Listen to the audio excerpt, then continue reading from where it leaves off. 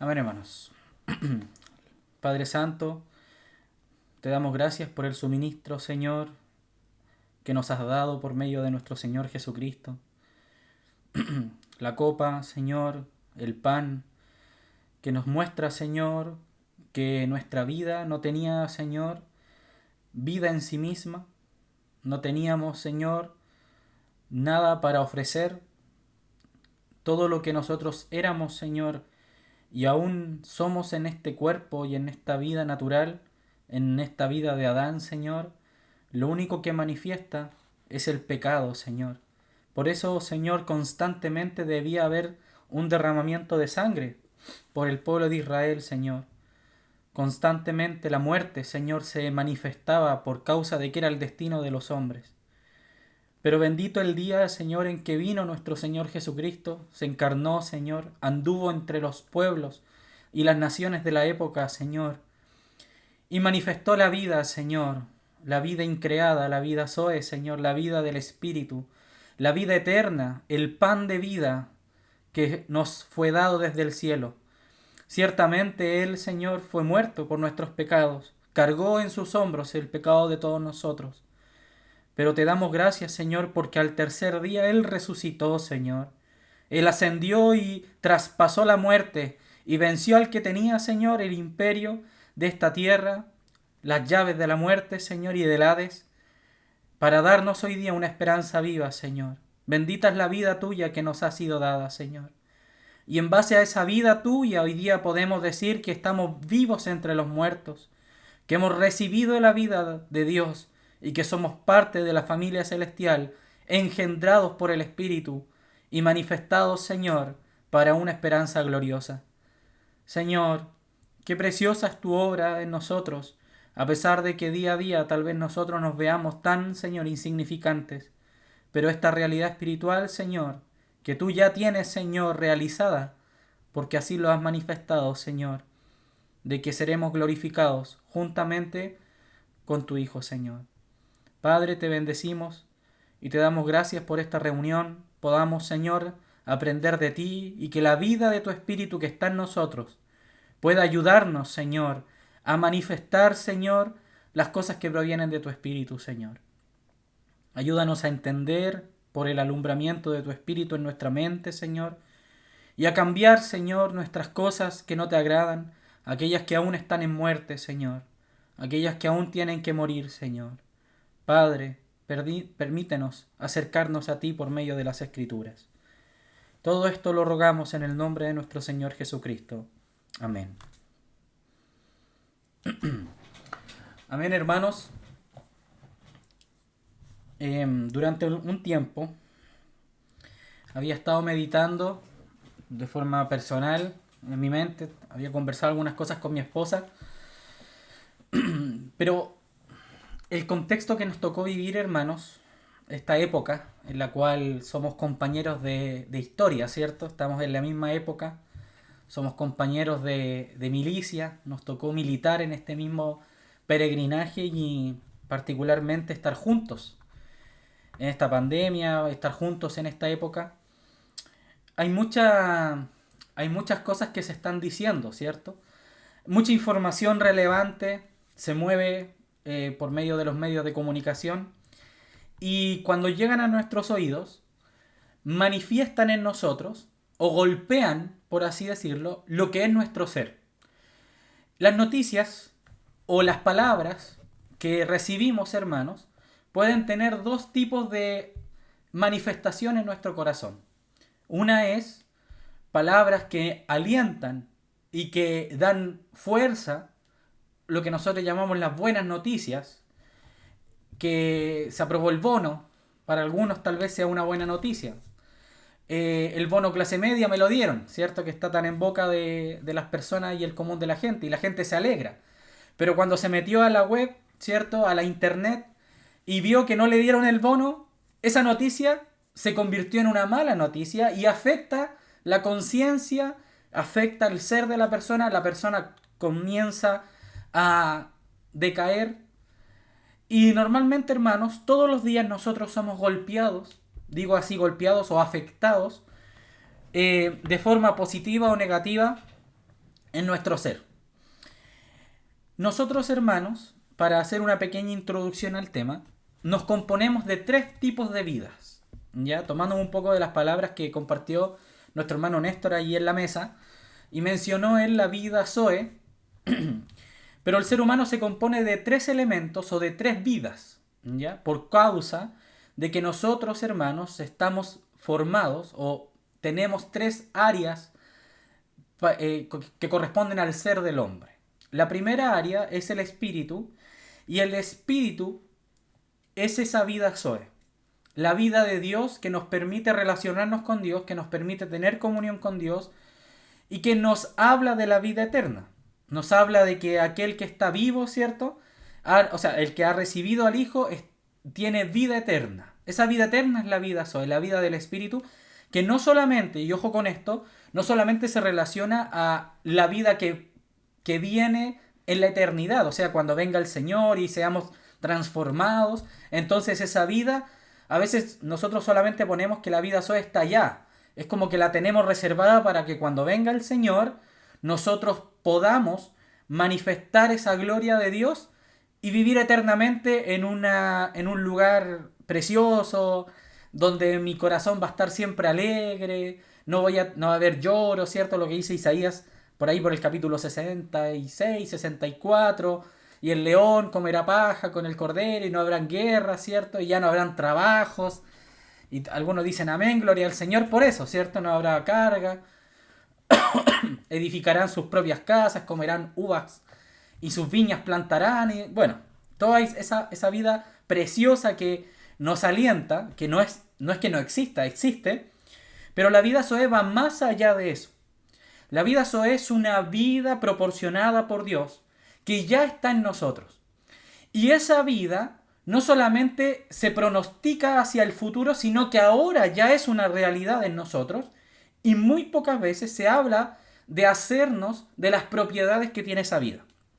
Por otra parte, en nuestro ser también está nuestra alma, ¿cierto? Desde lo más profundo hasta lo externo, en el centro de las cosas está nuestra alma. Esa vida se le llama en griego la vida sujé, ¿ya?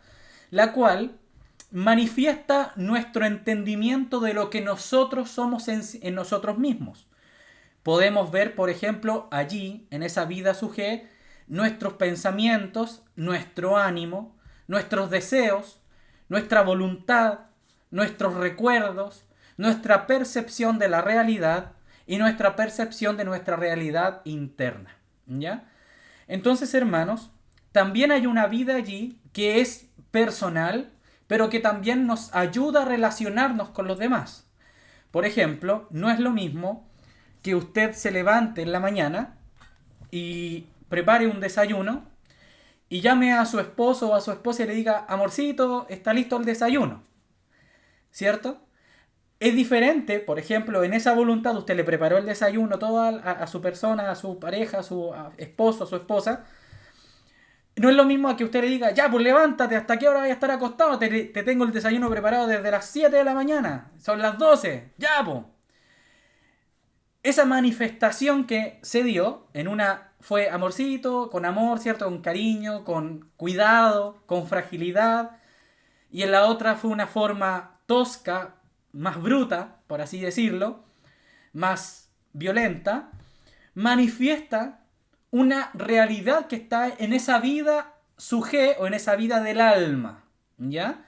O sea, la vida que está en nosotros, en nuestra alma, también tiene una manifestación actual que es todos los días, en este mismo instante, cada uno de ustedes está manifestando esa vida por medio del cuerpo, que es la forma en la cual Dios nos permite relacionarnos con el mundo externo. Y esa vida que está en el cuerpo, que es la vida de las células, la vida de nuestros cabellos, de nuestros dientes, porque usted, por ejemplo, cuando se corta el pelo, le vuelve a crecer, ¿cierto? Ahí hay una vida que es la vida biológica, la vida bios, que también manifiesta una realidad. Por ejemplo, no es lo mismo un bebé que está en desarrollo a un anciano que ya está en un desarrollo final, ¿verdad? Entonces, todas las vidas, si usted se fija, manifiestan realidades. Desde el espíritu se manifiesta una realidad por medio de la comunión con Dios. Nuestra alma manifiesta una realidad por medio de nuestro ánimo, de nuestras palabras, de nuestros deseos y voluntades. Y nuestro cuerpo manifiesta una realidad de nuestra biología. ¿Ya? Perdón, hermanos. Entonces, las noticias, y vuelvo al punto inicial, golpean nuestras realidades, golpean nuestras vidas. Las van golpeando, hermanos, día a día.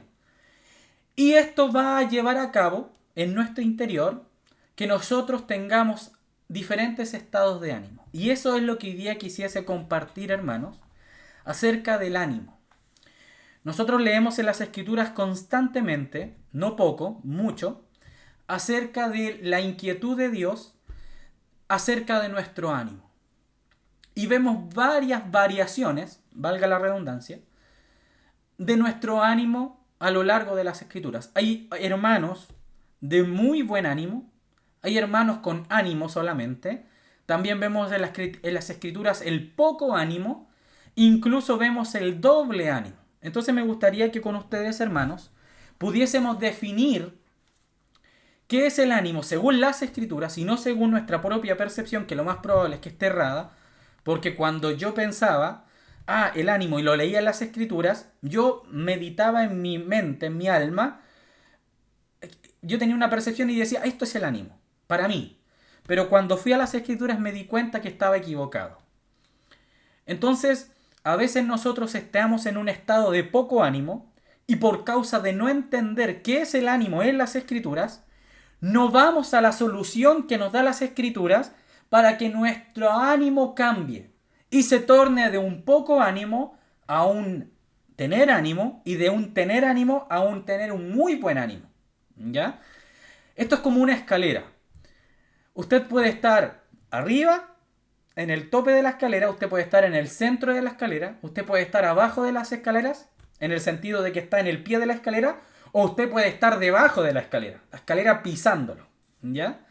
Que es el peor estado en el cual una persona puede estar. ¿Por qué es necesario el ánimo? ¿Por qué Dios nos dio esta capacidad, que luego la vamos a definir? Principalmente, hermanos, por el hecho de que nosotros somos personas. Nosotros como personas tenemos una voluntad. Esa voluntad se puede diversificar en un sinnúmero de cosas que usted hace en el día a día. Usted tiene un tiempo y su voluntad la debe organizar en ese tiempo. Usted tiene alrededor de 16 horas, porque se supone que dormimos 8 horas, ¿ya? Estamos 8 horas, 16 horas despiertos, ¿ya? O sea, las 8 horas de dormir, allí nuestras voluntades están en quietud. Pero usted tiene 16 horas al día aproximadamente para que usted manifieste su voluntad. Y encuentro yo, hermanos, que es muy poco tiempo.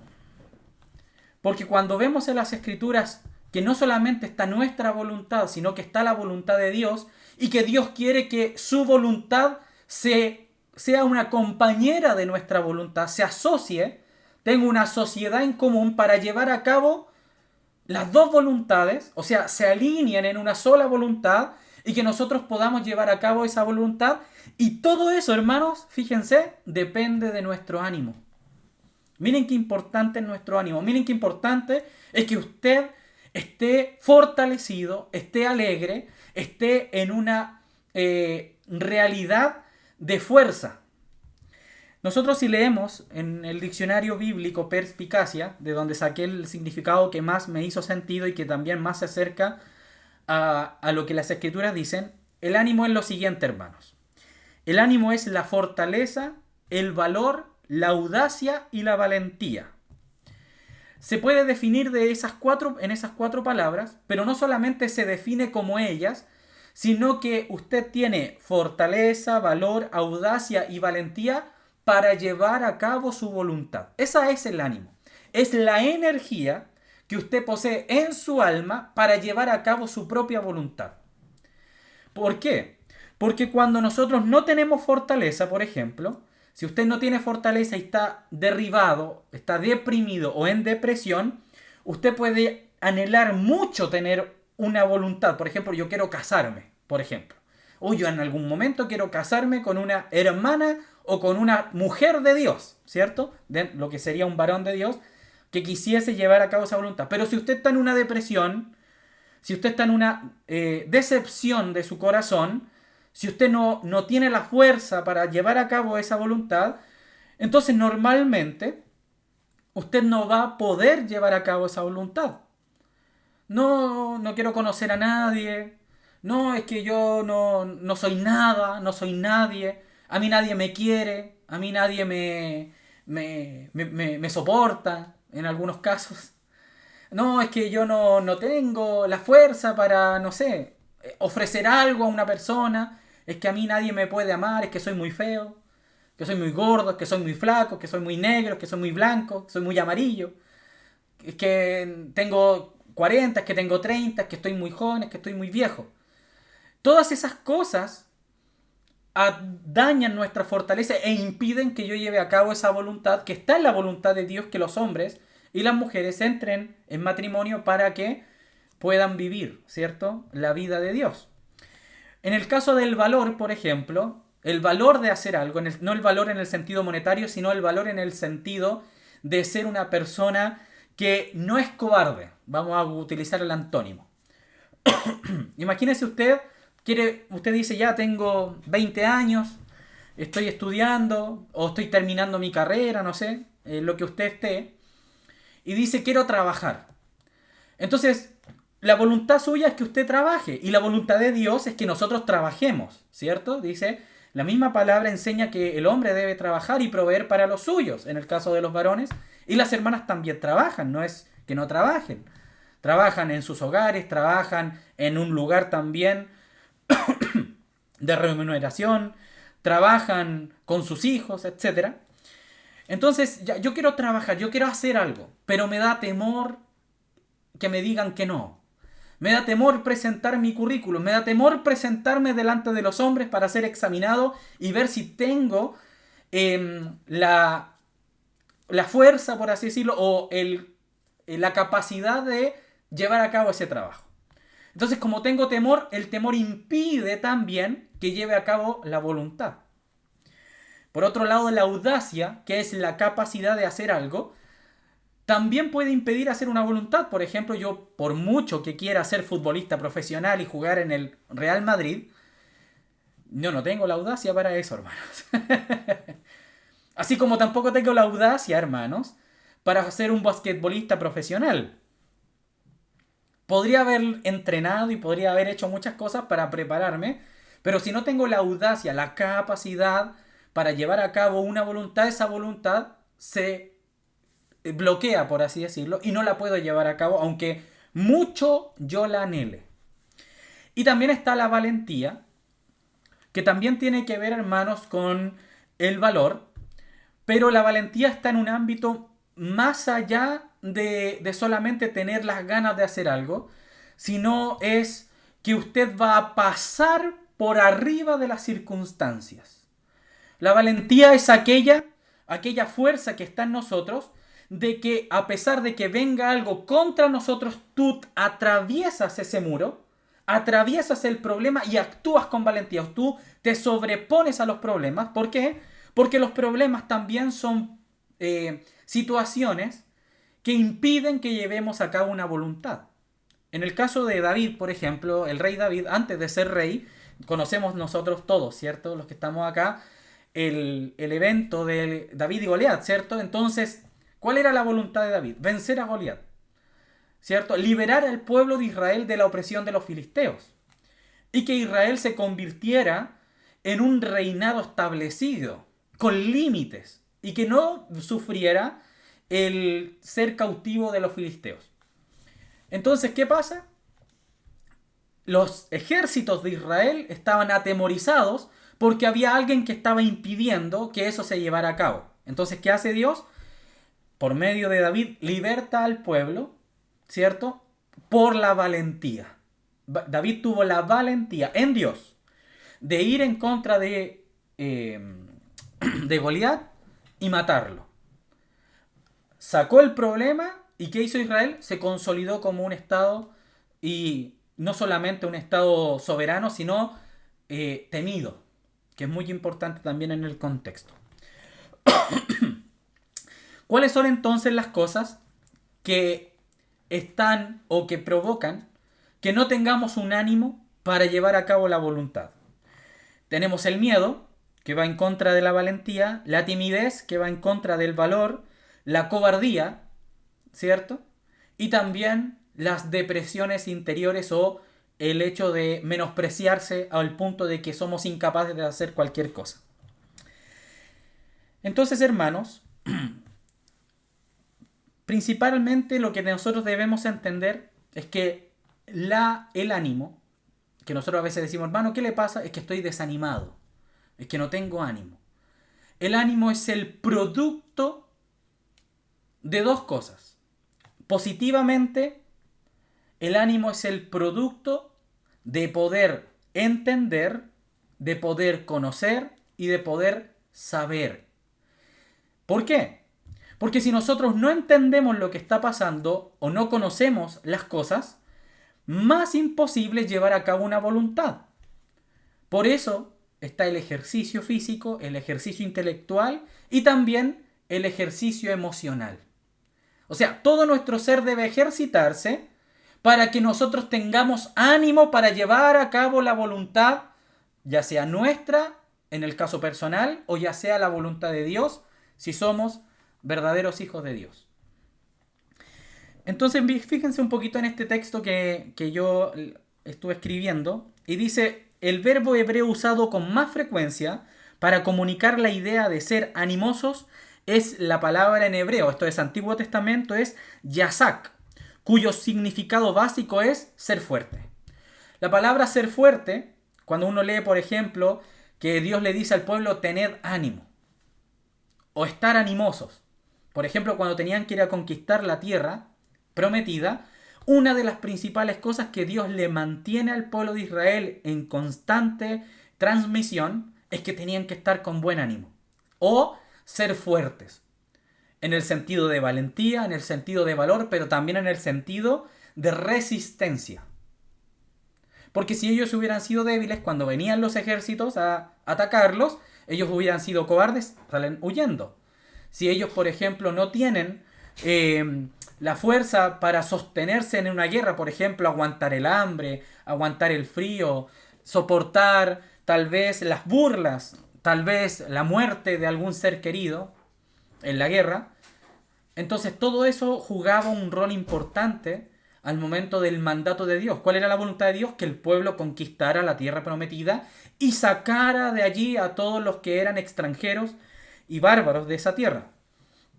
Entonces, hermanos, lo más importante que nosotros encontramos a lo largo de las Escrituras, por lo menos en el Antiguo Testamento, todavía no hemos avanzado al Nuevo, es que el ánimo es la fuerza o la energía para llevar a cabo la voluntad.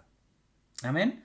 Entonces nosotros, si pensábamos que el ánimo era otra cosa, debemos olvidarla y establecer esta verdad. ¿Por qué? Porque cuando tenemos esta verdad y vamos viendo lo que las Escrituras dicen acerca del ánimo, nosotros podemos cambiar nuestra vida y también podemos cambiar la realidad que estamos viviendo. Recordemos que las noticias y las palabras que golpean nuestro ser cambian y vibran en nosotros y cambian la realidad que podemos estar viviendo.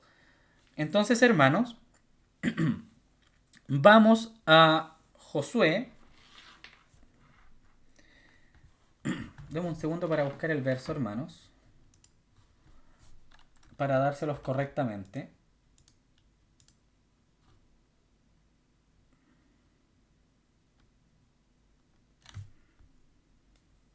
Perdón, hermanos, Deuteronomio 31, no Josué. El libro anterior, Deuteronomio 31, versos 6 y 7. Esto es lo que dice el Antiguo Testamento con respecto a ser animosos o tener ánimo. Esforzaos y cobrad ánimo. No temáis, ni tengáis miedo de ellos, porque Yahvé tu Dios es el que va contigo, no te dejará ni te desamparará.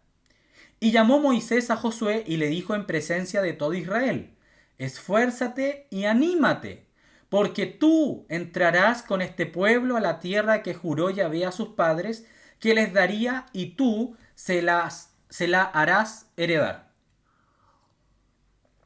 Y Yahvé va delante de ti. Él estará contigo, no te dejará ni te desamparará. No temas ni te intimides.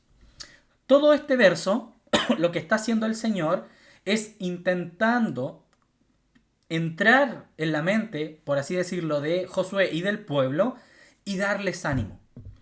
Pero nosotros, hermanos, debemos entender que esto no está basado en Josué ni en el pueblo.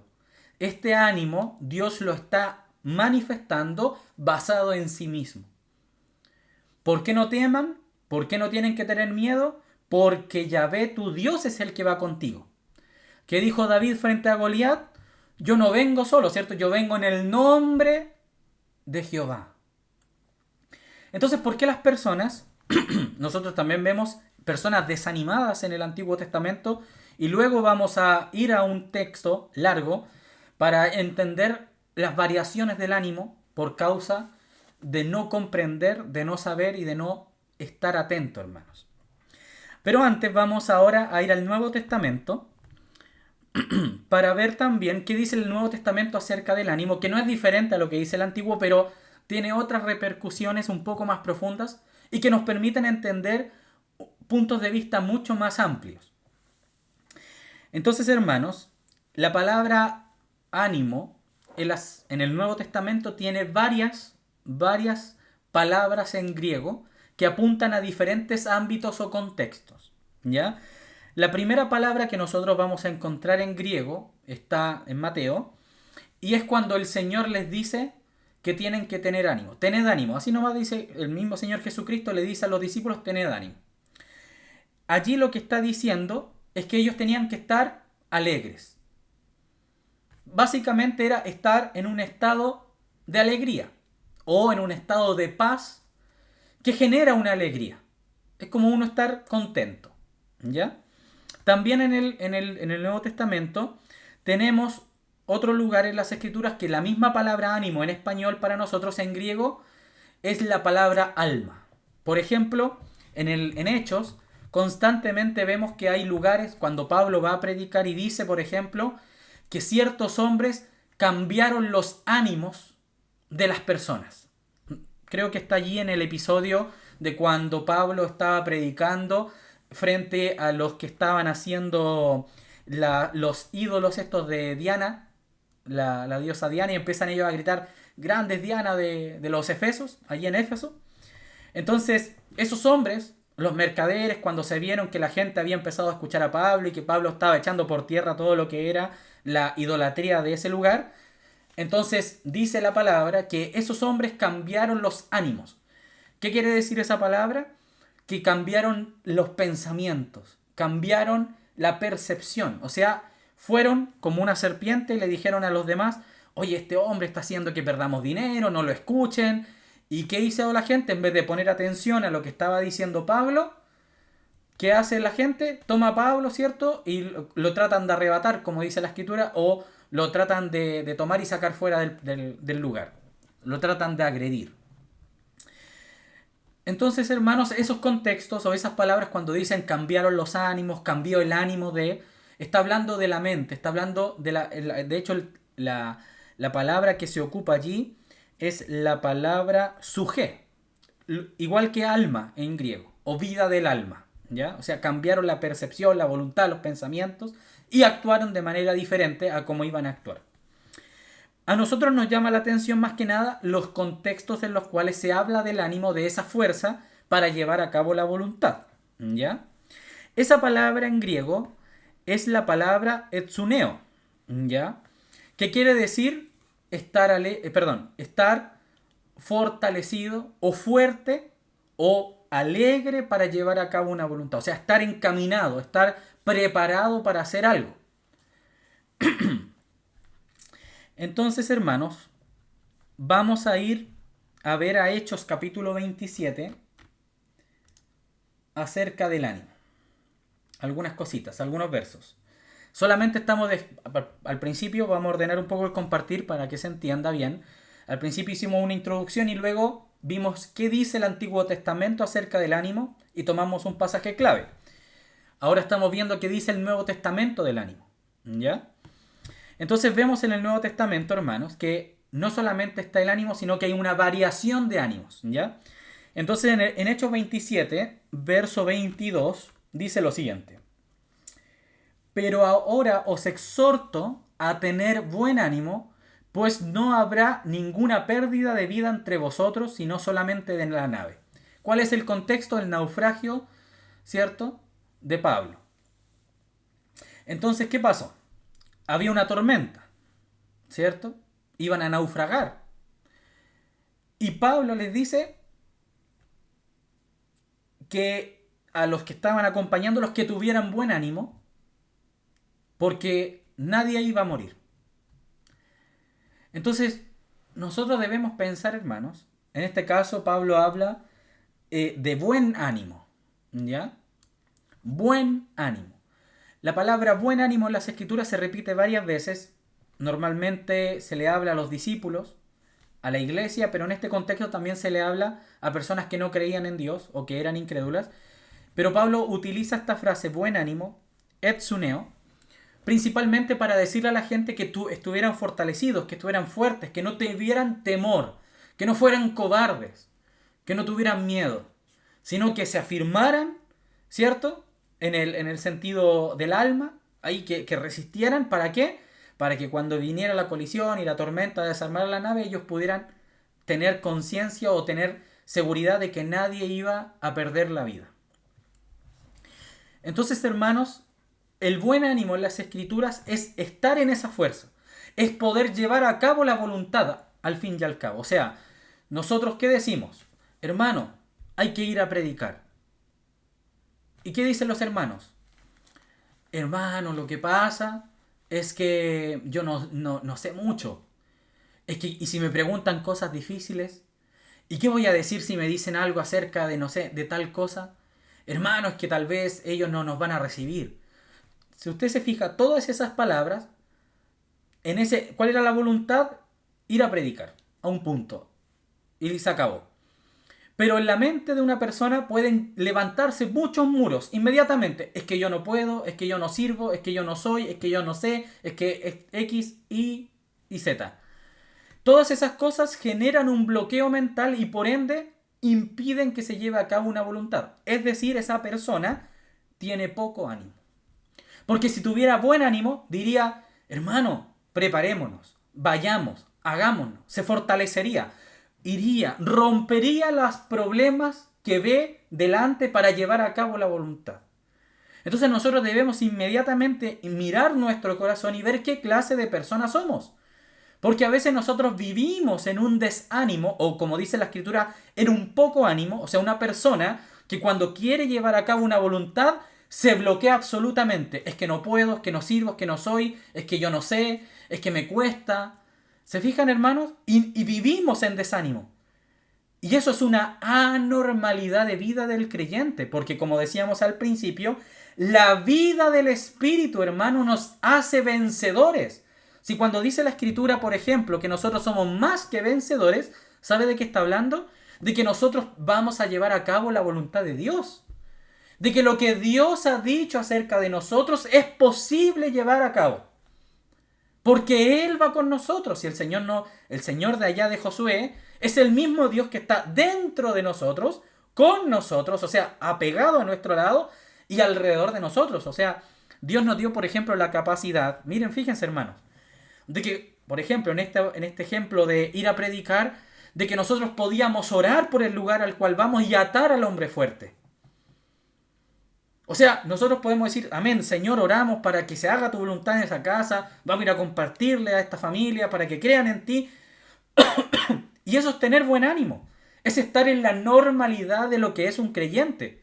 Pero si nosotros decimos, no, es que ahí hay una persona que nunca ha recibido la palabra, que no, que esta persona es jodida, hermano.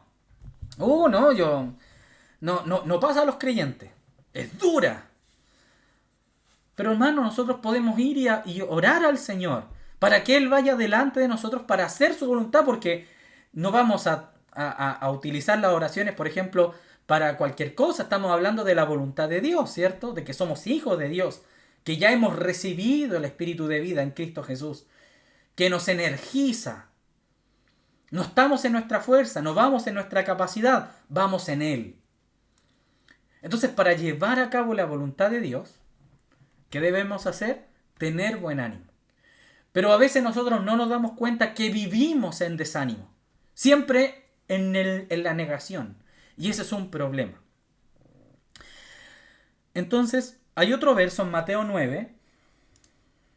Vamos a ir bajando la escala. Ya estábamos en el área del buen ánimo, ¿cierto?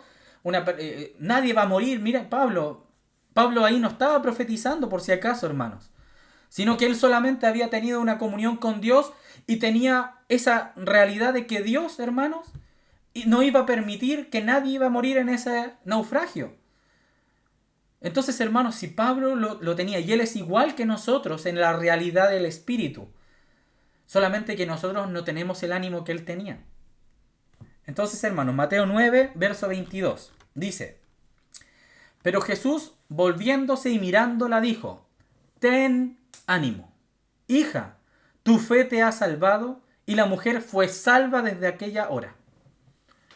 Aquí la palabra ten ánimo es la palabra darseo o sarseo, en pronunciación correcta del griego, y significa confianza plena. O sea, lo que le está diciendo el Señor es: pero Jesús, volviéndose y mirándola, dijo: confía completamente, fíate de todo tu corazón, tu fe te ha salvado. ¿A quién le dijo esto? A la mujer del flujo de sangre. Entonces, una mujer de flujo de sangre actual, una mujer con muchos problemas, que había ido a muchos médicos, que se había empobrecido, ¿cierto? Ese es el contexto real, por así decirlo, de antes de que ella tuviera el encuentro con el Señor Jesús.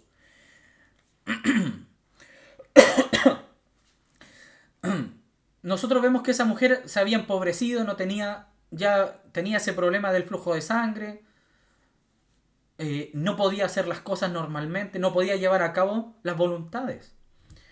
Pero ella, cuando puso los ojos en Jesús, el Señor, ¿qué hace? Ten ánimo.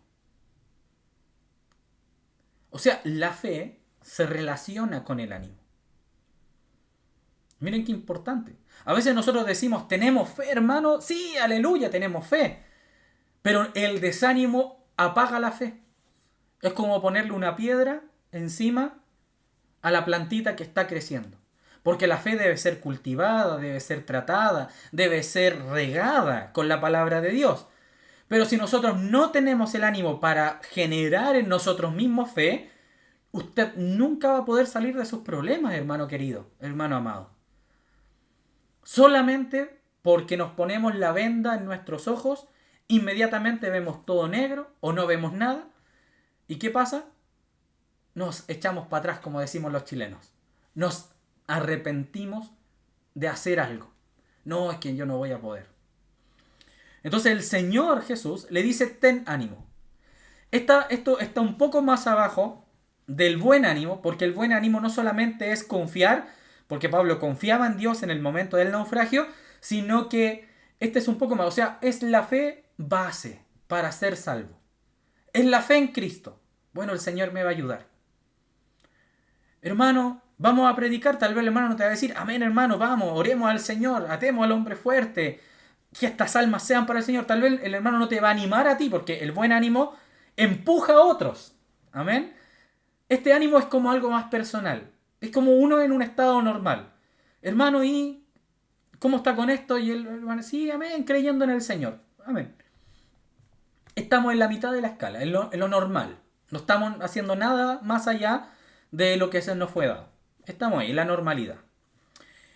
Ahora vamos a Primera de Tesalonicenses, capítulo 5. Verso 14.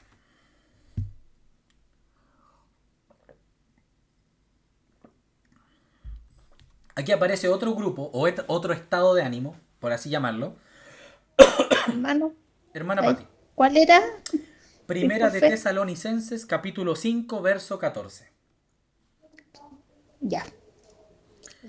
Dice así: también os rogamos, hermanos, que amonestéis a los ociosos, que alentéis a los de poco ánimo, que sostengáis a los débiles, que seáis pacientes para con todos. Entonces aquí aparece un grupo de personas que están en la iglesia, que no están dentro de los que son de alabar. ¿A qué me refiero con esto? Porque hay que tener harto cuidado, no se vayan a sentir los hermanos después por mal entender lo que estoy diciendo.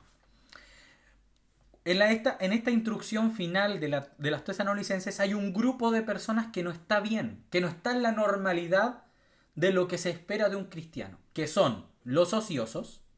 ¿Quiénes son los ociosos? Personas que no ocupan el tiempo en llevar a cabo la voluntad de Dios o llevar a cabo la voluntad base del ser humano. Por ejemplo, trabajar, comer, vestirse, la vida diaria. Están ociosos. O sea, toman el tiempo, estas 16 horas que tenemos al día, y las desparraman en cualquier tontería. Después aparecen los que alentéis a los de poco ánimo. Amonestar a los ociosos, alentar a los de poco ánimo. La palabra para poco ánimo es una palabra compuesta en griego que es oligosugé. Oligosugé. ¿Qué quiere decir? Cobardes, sin fuerza, débiles. Luego habla que sostengáis a los débiles, pero la palabra débiles que está ocupando acá es a los que están inmóviles. Porque para nosotros, en nuestro entendimiento del español, una persona débil puede ser una persona tal vez que no puede levantar una mesa, ¿cierto? Que no tiene una fuerza suficiente para hacer algo. Pero acá la palabra débiles, que sostengáis a los débiles, es como que usted va en una carrera. Imaginémonos, estamos todos corriendo y vamos trotando. Entonces, una persona de poco ánimo es una persona que no va corriendo, que va tal vez caminando a la rastra, como decimos acá en Chile. Va así mal, no, va a pena, ¿ya? Pero acá, eso sería poco ánimo. Y el débil es aquella persona que está tirado en el piso. Entonces cuando dice sostener a los débiles, que sostengáis a los débiles, está diciendo que los fuertes, o los de mucho ánimo, deben levantar al débil en los brazos y avanzar. Y luego de eso el consejo es que seáis pacientes para con todos. Y esa palabra pacientes es que soporten a todos. Hermanos, ¿qué quiero decir con esto? El poco ánimo está a punto de llevar a cabo la inmovilidad de las cosas. Lo está a punto de estancar. Usted puede estar ánimo y usted hace las cosas. Usted puede bajar a poco ánimo. Y ese poco ánimo es que usted no tiene la energía suficiente para llevar a cabo su propia voluntad. Usted, por ejemplo, dice, hoy día voy a, no sé, a hacer una comida en mi casa, voy a ir a comprar. Uno se planifica, voy a hacer esto. Usted se levanta y dice, no tengo ánimo. No tengo la fuerza, no tengo la energía suficiente para llevar a cabo eso. Entonces, ¿qué hago? No voy a cocinar hoy día, me quedo en la casa. Ya comemos comida helada, no la quiero calentar. O sea, todo a medias, ¿se fija? Es una persona que no es capaz de llevar a cabo las voluntades más básicas. Es como que está a punto de detenerse. Es como urgente, hermanos. No es algo que uno diga, yo puedo vivir en desánimo. No, hermanos. A lo más usted podría vivir en el ten ánimo del Señor Jesús. O sea, ten ánimo. Ten confianza. Tal vez no está empujando a nadie, tal vez no está rompiendo barreras adelante, pero está caminando, como el pueblo de Israel. Va atrás, está ahí, como parte del pueblo. Tal vez no es Josué, ¿cierto? Que Josué iba y alentaba al pueblo y mataba a los generales y estaba con su grupo del ejército, ¿cierto? Porque esto es esa parte de Josué con el ejército, nos muestra a un solo hombre que está en diferentes estados de ánimo. Entonces Josué es cuando uno está en guerra, ¿cierto? Y está en victoria, está en Cristo, venciendo las cosas. Venciendo el pecado, venciendo las cosas que suceden, no importa, yo sigo adelante. Hay otros que están más atrás y que van avanzando con el pueblo según lo que los otros vayan haciendo, pero están allí, apoyan. Pero los de más atrás son los que se están quedando atrás. Y el desánimo nos hace ir paralizándonos poco a poco. Por ejemplo, cuando nosotros examinamos nuestra vida y decimos, oh, yo no he tenido comunión con el Señor, no he orado, no puedo leer la palabra. Y eso empieza a detenerme, hermanos, y comenzamos a entrar en una... Es como un auto sin aceite. ¿Usted ha echado a andar un auto sin aceite o ha escuchado un auto? Las latas todas suenan, el motor no está limpio, no está afinado, anda a saltones, el freno no sirve tanto, entonces como que hay que forzarlo y se está destruyendo porque el desánimo siempre va a desembocar en la debilidad absoluta. O en lo que se llama doble ánimo. El doble ánimo no es mejor que el desánimo según las escrituras. Vamos, para ver el doble ánimo, vamos a Santiago. La carta de Santiago, capítulo 1, inicialmente. Aquí hay una declaración muy fuerte. Y luego el capítulo 4. Primero vamos al 1, 8. Y dice así Santiago 1, 8. El hombre de doble ánimo, ¿qué dice? Es inconstante en todos sus caminos. Leemos de nuevo. El hombre de doble ánimo es inconstante en todos sus caminos. Hago fuerza en la palabra todos, para que quede grabada. A veces nosotros pensábamos que el doble ánimo era una persona que tenía dos voluntades. Pareciese ser que es eso. La palabra en griego para doble ánimo es dipsuge. ¿Ya? Que quiere decir una persona vacilante. No es una persona que tenga dos metas y que va a cumplir las dos metas. Sino que el doble ánimo es una persona que al ver la voluntad comienza a dudar y se aparta. Voy a estudiar una carrera X, me enfoco, no, mejor no, y me retracto. ¿Y qué hago? Tengo pérdida. Voy a estudiar otra cosa. ¿Avanzo un poquito? No me la puedo. Es inconstante, o sea, no alcanza a obtener la voluntad, no alcanza a llevar a cabo nada. Y por ende, está detenido. No avanza. Está siempre igual. Si está empobrecido en el tema económico, una persona de doble ánimo, una persona débil o debilitada, que es la de doble ánimo, como es inconstante, no persevera, no va a salir adelante en los temas económicos, hermanos. Una persona de doble ánimo, en el caso de un jovencito, por ejemplo, que quiera, o una jovencita, o un hermano que quiera tomar, no sé, casarse con una hermana y es inconstante, nunca va a llegar a formar una familia. Y si lo logra en el sentido de que está con una mujer, está o con problemas en la casa, o con situaciones de violencia, o con situaciones de maltrato, porque como es inconstante, no persevera, porque su ánimo se apagó, se ha debilitado al punto de que cuando empieza a hacer algo, se detiene a los inicios y retrocede. Vamos a Santiago capítulo 4, también el verso 8, y aquí ya hay una solución al problema del doble ánimo. Y es importante que lo veamos, hermanos, cuál es la solución. Dice, acercaos a Dios y Él se acercará a vosotros. Esta frase, hermanos, es importantísima. El doble ánimo, no, quiero, hermanos, que ustedes se limpien del concepto de doble ánimo, una persona que quiere hacer dos cosas. No es eso. Una persona de doble ánimo es una persona que no alcanza a hacer nada. Es inconstante en todos sus caminos. ¿Ya? Entonces, esta persona normalmente está en un estado de soberbia. Esta instrucción que dice acercaos a Dios y Él se acercará de nosotros, a vosotros, ¿sabe de dónde nace? Nace de Proverbios. ¿Se pueden acordar cuál es el verso que se relaciona? Es un verso muy precioso y dice que el Señor está con los... voy a buscarlo mejor, hermanos, para no arruinar. No sé si algún hermano se acuerda literalmente de cuál es el texto, pero O lo puede buscar y leer en voz alta mientras yo lo busco.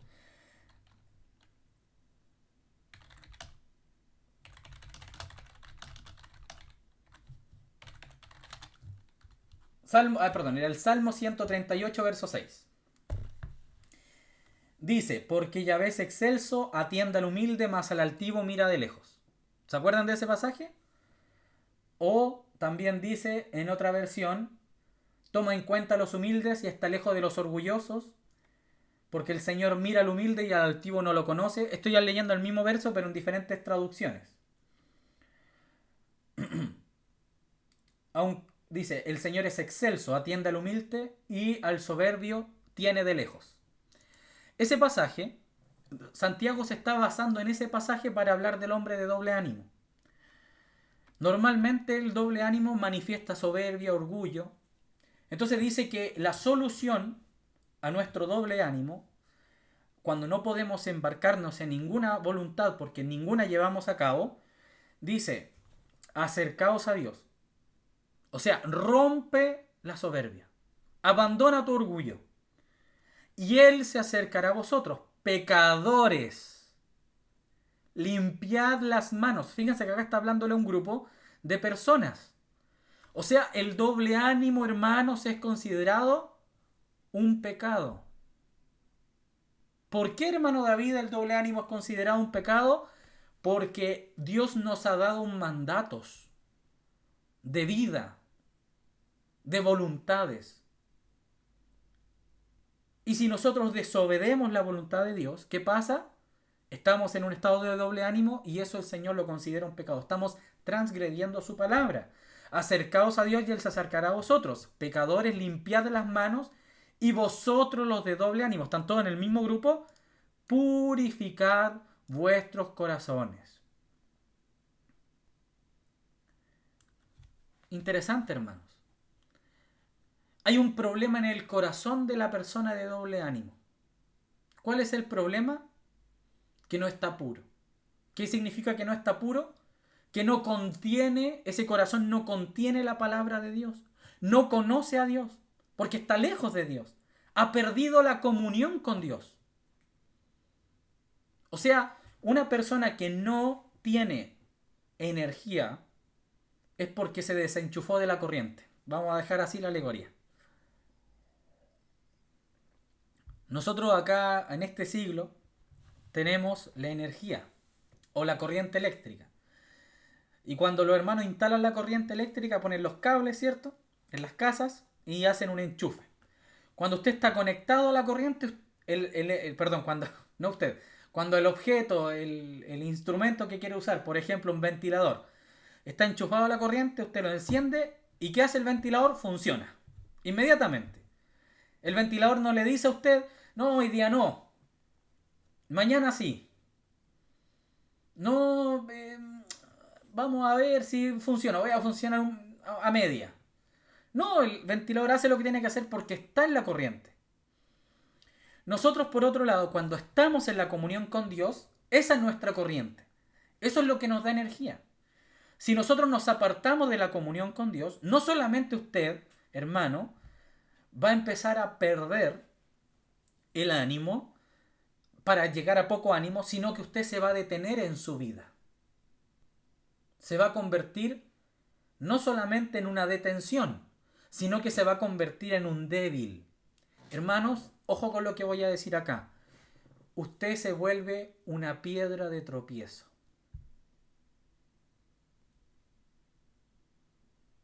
Porque en su debilidad, en su apagamiento, por así llamarlo, tal vez esa palabra no existe, en su estado inactivo, los demás tienen que a usted empujarlo. Ya pues hermano, vamos. Vamos hermano, vamos, usted puede, vamos hermano. A los de poco ánimo eso les ayuda, ¿cierto hermano? Acompáñenme usted, vamos, yo lo ayudo.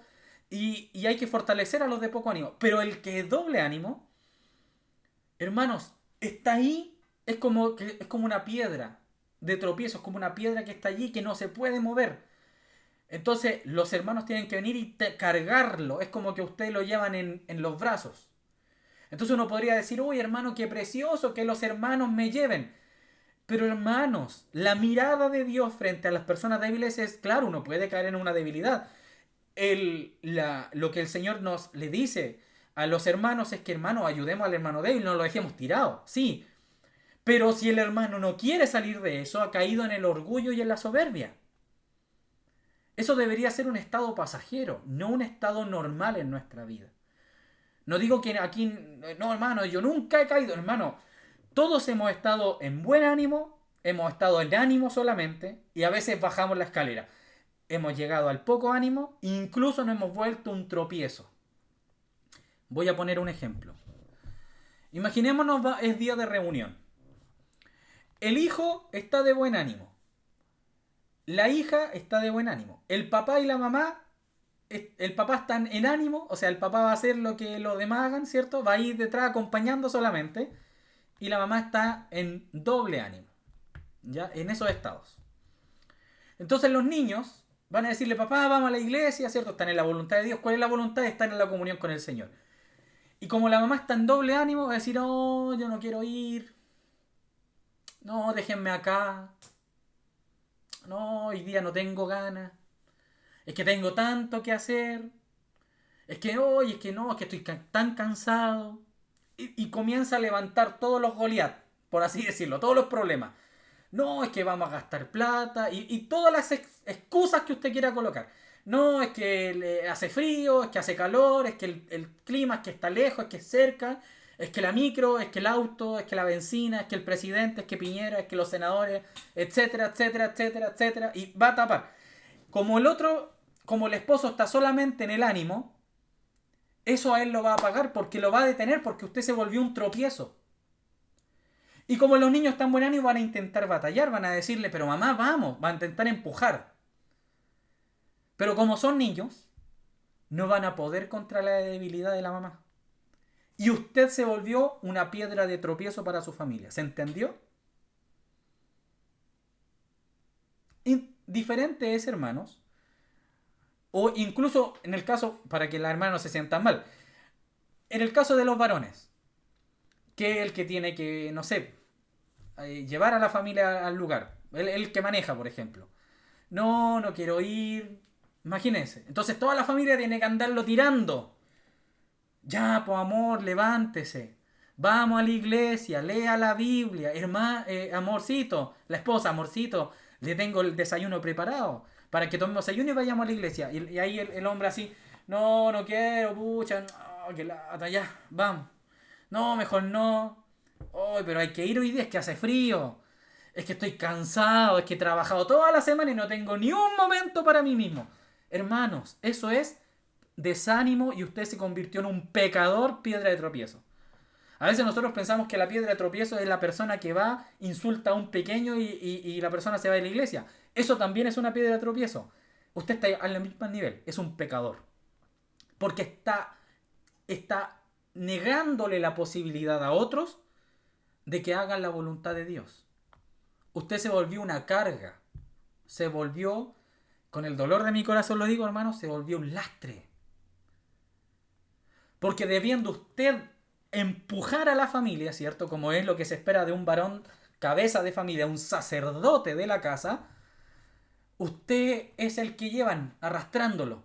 Entonces después llega a la iglesia, mala cara, hermano, ¿qué le pasa? Hermano, gusto verlo, tanto tiempo, ¿cierto? Normalmente los hermanos saludan así. Hermano, tanto tiempo que no lo vemos por acá. No, es que aquí estamos con problemas. Y empieza a quejarse. Pucha, no, es que la pega le ha ido mal. Y uno comienza a ver la inconstancia en todos los caminos. Y su doble ánimo. Entonces, ¿qué hacen los hermanos de la fe? Los hermanos que aman al hermano le dicen, hermano, confiamos en el Señor, hermano, avancemos, conéctese a la reunión, no se quede sin conectarse, vamos, cantemos alabanza. Lo tratan de sostener en los brazos, pero a veces las piedras son muy pesadas, pues, hermano. Y uno lo agarra y uno comienza a irse para atrás y uno empieza a desanimarse. Y uno se empieza a preocupar, pucha, el hermano, ¿qué le pasará? Oremos por el hermano, amén, hay que estar orando por el hermano, amén, hermano, oremos por el hermano. En vez de estar adelante, empujando a otros, porque esto es un cuerpo, ¿cierto? O sea, si se me enferma el hombro, y usted es un hermano hombro, todo el brazo se ve comprometido, o sea, Imagínense que usted, no sé, el Señor lo llamó a evangelizar y usted no sabe que es evangelista. Y tiene ese don de evangelista. Entonces, si usted se detiene en el camino del Señor, en ese desarrollo, en la voluntad de Dios de que usted salga y conquiste corazones para el amor de Dios, toda esa obra se va a detener. Y uno ve, hermanos, que nuestro ánimo es importante, ¿o no? Es importantísimo. Vamos a ir a un texto que, hermanos, a mí personalmente es uno de los textos que a mí me causa más, así como desánimo, por así decirlo. Pero es un ejemplo muy bueno. Primera de Reyes. Algunos hermanos ya saben para dónde vamos. Capítulo 21 de Primera de Reyes.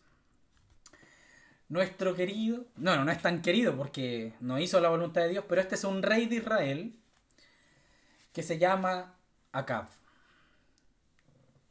Acab, hermanos queridos, esto ya se compartió hace mucho tiempo en otro contexto, pero para los que no han escuchado este texto de las Escrituras es muy bueno para nuestro aprendizaje. Lo ideal, hermanos, es que usted no sea Acab.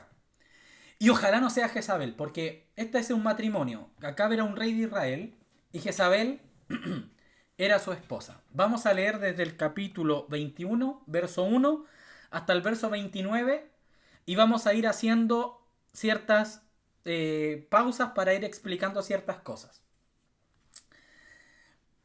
Leemos en el nombre del Señor, hermanos.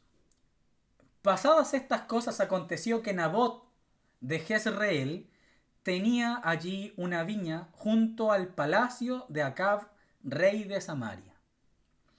Y Acab habló a Nabot diciendo: dame tu viña para un huerto de legumbres, porque está cercana a mi casa, y yo te daré por ella otra viña mejor que esta. O si mejor te pareciese, te pagaré su valor en dinero. Y Nabot respondió a Acab: guárdeme Yahvé de que yo te dé a ti la heredad de mis padres. Paréntesis, aquí nos detenemos, una pausa necesaria. ¿Por qué Nabot? Nabot era un israelita, ¿ya? Un israelita base, así, una persona. Y el vecino de Nabot era Acab. Y Acab tenía un palacio y tenía hectáreas y hectáreas para plantar sus porotos. Pero él miraba la viña de Nabot y decía: oye, como está cerca, yo quiero ese terreno. Quiero ese terreno, ¿para qué? Para plantar ahí mis porotos, mis lentejas, las legumbres y poder cosechar aquí cerca. Entonces, acá lo que estaba pasando por alto es que hay un mandamiento en el Antiguo Testamento, por ahí, un mandamiento dado por Moisés, de que un hijo no puede vender la heredad.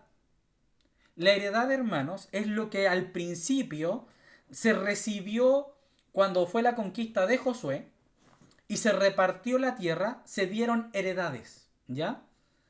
Paréntesis, ¿se acuerdan que el miércoles estuvimos hablando de la herencia? Ya, esto tiene una relación con eso. Cierra paréntesis. Seguimos. Entonces, este mandamiento decía que ningún israelita podía vender su terreno porque ese terreno había sido designado por los antepasados. Es como que usted hubiese recibido la casa en la que vive, no porque usted lo hubiera comprado, sino porque su abuelo se la asignaron. Entonces Dios impide que se comercialice con la obra que que Josué había hecho. No podían ellos vender las heredades y intercambiarlas porque era la heredad de los padres. Que tiene que ver con Cristo, ¿cierto? Tiene que ver con la herencia que le hablábamos el miércoles. Cierra paréntesis. Seguimos la lectura. Entonces, verso 4. Y vino Acab a su casa triste y enojado por la palabra que Nabot de Jezreel le había respondido diciendo: no te daré la heredad de mis padres.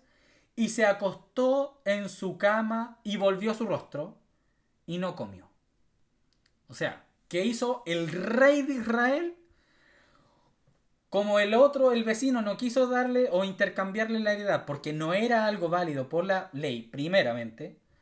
Y segundo, porque no quiso simplemente. Entonces, ¿qué hace acá? Se va a acostar. Ay, no, que se sintió mal le dio la maña, ¿cierto? Imagínense, hermano, no sé, el rey de Israel, por hermano, va, no quiero hacer el trato contigo, pero, y se enoja, se entristece, se amurra y se va a acostar, vuelve su rostro y se quedó ahí y no comió. Verso 5. Vino a él su mujer Jezabel y le dijo: ¿por qué está tan decaído tu espíritu o tan desanimado tu espíritu y no comes? Él respondió: porque hablé con Nabot de Jezreel y le dije que me diera su viña por dinero, o que si más quería, le daría otra viña por ella. Y él respondió: yo no te daré mi viña. Y su mujer Jezabel le dijo: ¿eres tú ahora rey sobre Israel?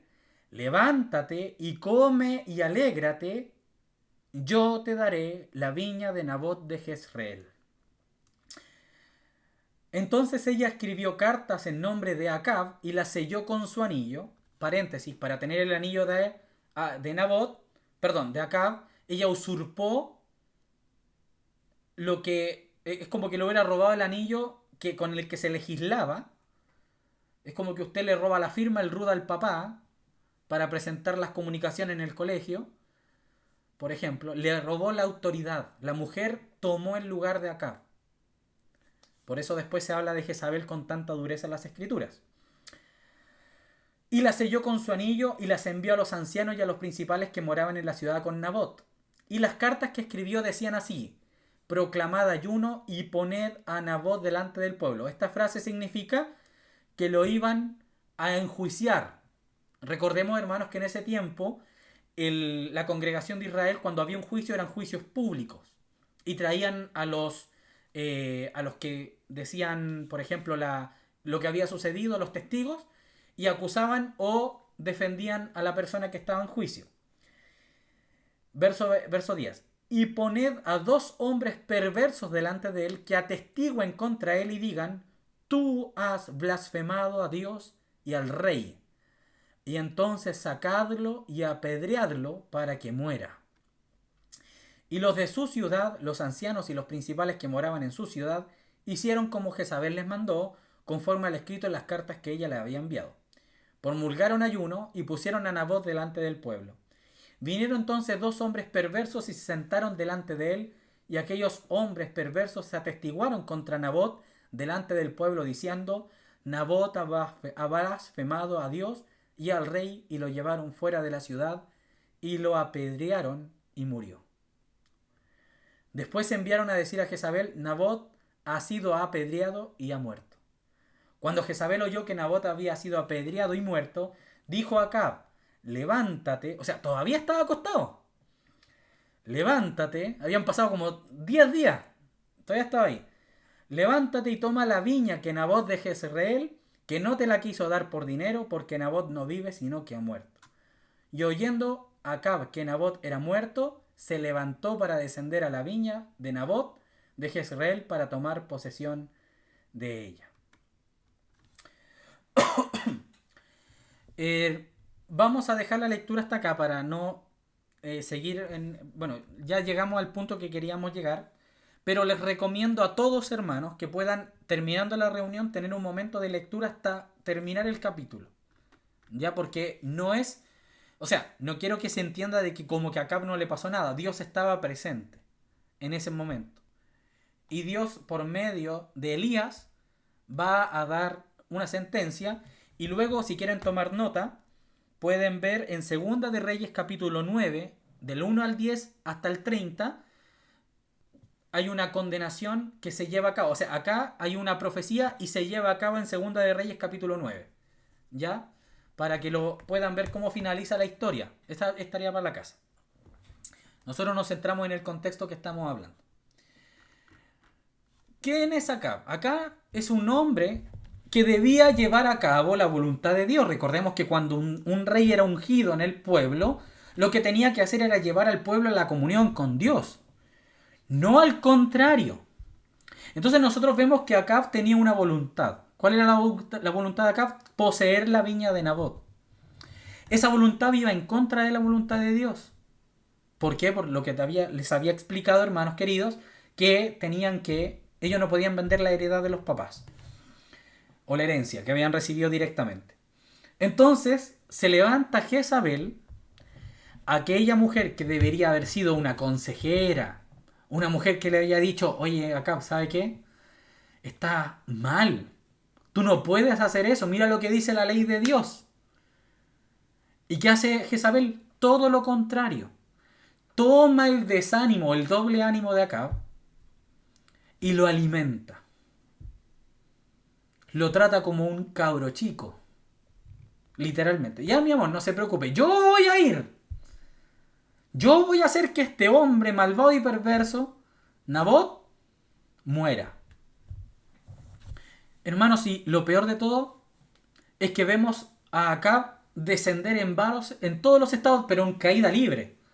No alcanzó a pasar por ninguno. O sea, Acab tenía una voluntad, fue contento a hablar a Nabot, recibió una negación de parte del hombre y cayó al punto mínimo. Se volvió una piedra de tropiezo. ¿Por qué? Porque por culpa de eso, Nabot muere. O sea, hay una muerte acá. El Señor enjuicia eso. ¿Con qué? Con la muerte de Acab y la muerte de Jezabel. Que por eso es importante que lo lean, hermanos. Segunda de Reyes. ¿Ya? Lo repito el verso. Segunda de Reyes, capítulo 9, verso 1 al 10 hasta el 30. Entonces, hermanos, este ejemplo a mí me parece súper grave. Porque a veces los varones, y esto es una palabra directa para nosotros, hermanos, a nosotros se nos ha dado un lugar en la casa. En la casa, nosotros, en la casa, con nuestras esposas. No puede ser, hermanos, que nosotros seamos piedras de tropiezo para el crecimiento espiritual de ellas, o que ellas tengan que estar arrastrando a los varones. En este caso, Jezabel hizo una acción. Ella tenía un carácter, al parecer, bastante violento. Yo voy a hacer esto, agarró el anillo del rey. Ella se puso a hacer lo que tenía que hacer Acab. No es que Acab tuviera que hacer esa acción. Acab lo que debería haber hecho era ir a plantar sus cuestiones a otro lado nomás. Haber agarrado los porotos y las lentejas y haber ido y haber asumido esa responsabilidad.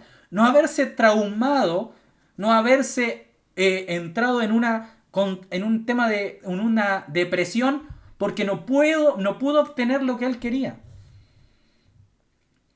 Y a veces nosotros nos transformamos en Acab. Entonces cuando las cosas no salen como nosotros queremos, nos encerramos en nosotros mismos, nos acostamos y nos debilitamos. Ese acostarse es muy particular, hermano. Deja una evidencia, una realidad espiritual tremenda.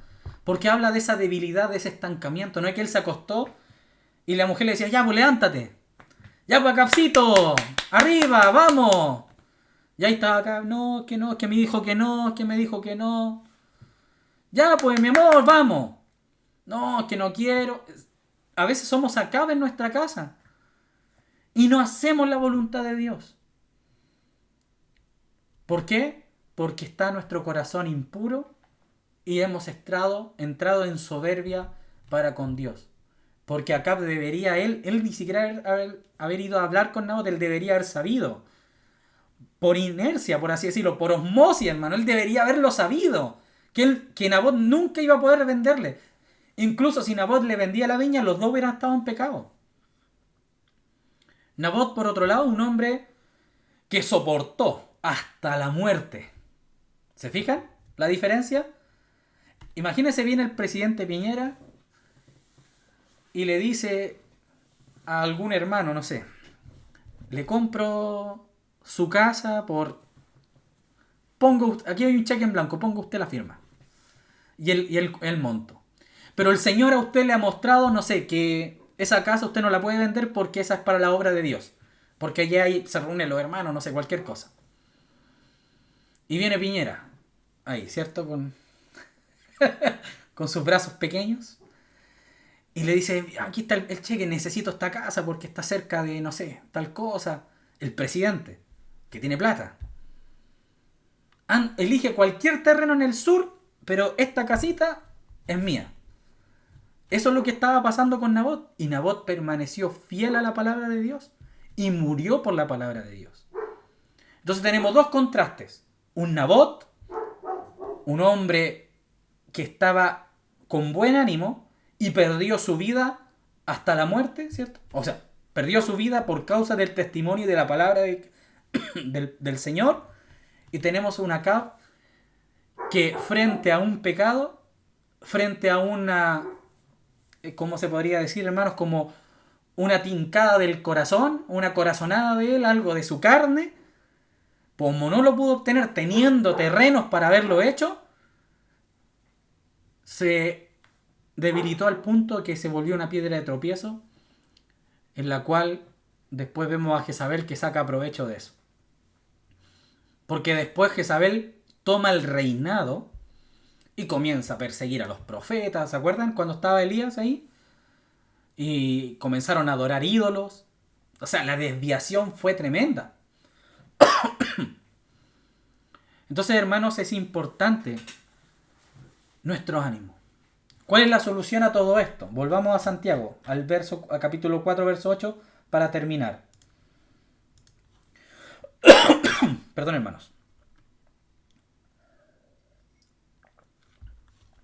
Hermanos amados, si tú te has hecho una radiografía en este momento y te has dado cuenta que has actuado como Acab, o que has actuado en desánimo, o que estás caminando más lento en los caminos del Señor, la solución es acerquémonos al Señor. Esa es la solución.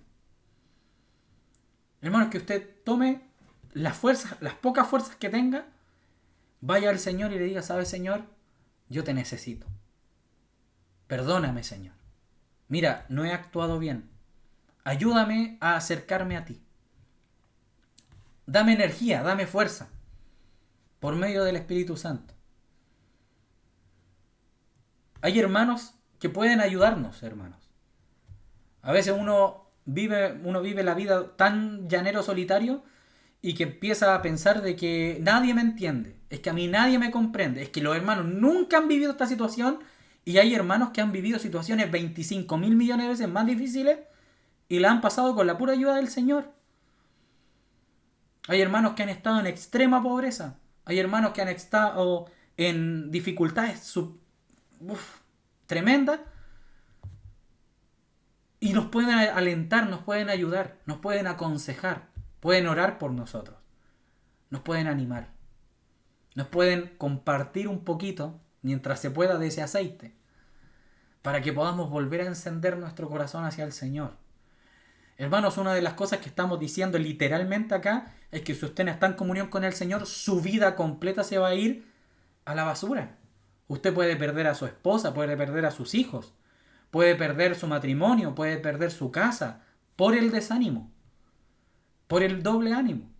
Porque como es inconstante en todos sus caminos, puede perder su trabajo, puede perderlo todo. Si no estamos en comunión con el Señor, recordemos lo que dice la Escritura acerca de los de doble ánimo o los debilitados. Satanás anda como león rugiente buscando a quien devorar. ¿A quiénes va a buscar? A los desanimados. Con eso Satanás hace estrago. Satanás no se va a ir a enfrentar a Pablo, hermanos. No se va a ir a enfrentar a un Pedro. No se va a ir a enfrentar a un Señor Jesucristo. Satanás entra en el debilitado. Allí hace estragos. ¿Por qué? Porque uno se lo permite. Porque como no estamos cubiertos en la comunión con Dios y salimos de allí, nos exponemos voluntariamente. Leamos, verso 8. Acercaos a Dios, y Él se acercará a vosotros. Pecadores, limpiad las manos. Y vosotros los de doble ánimo, purificad vuestros corazones. ¿Cómo se purifica un corazón? ¿Qué dice Pablo acerca de purificar o de cambiar la mente? Dice que por medio de la lectura de la palabra de Dios se purifica nuestra mente. ¿Cómo purificamos los corazones? Porque hay que decir el cómo. No puede decir, hermano, purifica los corazones. Y si no digo el cómo, siéntese a leer las Escrituras, hermanos. Haga ese esfuerzo. Y si no puede, hermanos, llame por teléfono, llámeme a mí, llame a los hermanos. Un día, en la tarde. Hermano, sabe que, no sé, compártame algo del Señor y ahí le vamos a compartir lo que el Señor coloque en el momento. Y va a ser ya ayuda. No nos quedemos solos. No dejemos que las noticias que andan dando vuelta, no, es que hermanos, que A mí me asusta el coronavirus, me asusta el bicho, me asusta lo que viene, es que están poniendo presión. Hermanos, sigamos adelante. No se quede atrás, no empiece a debilitarse por las noticias, al contrario, lo que deberían generar estas noticias, hermano, gloria al Señor que está pasando esto, porque viene el Señor. Viene el Señor Jesús en las nubes, está allí. No nos cansemos, no seamos como los que al principio eran heraldos y después se convirtieron en personas que ni siquiera sabían si eran salvas o no. O sea, nosotros podemos haber tenido una juventud preciosa, compartiendo con los hermanos, todo. Y cuando viene el Señor nos debilitamos. Y perdemos todo lo que hemos cultivado, todo lo que hemos trabajado. No permita que eso suceda, hermanos. No entregue fácilmente a su familia al tropiezo. Si su esposa es un tropiezo, llévela usted al Señor. Si su esposo es un tropiezo, llévela, hermana, lleve al Señor a su esposo. Siéntelo, ore con él. Léale las escrituras, póngale alabanza. No permita que el mundo entre en el corazón de su amado.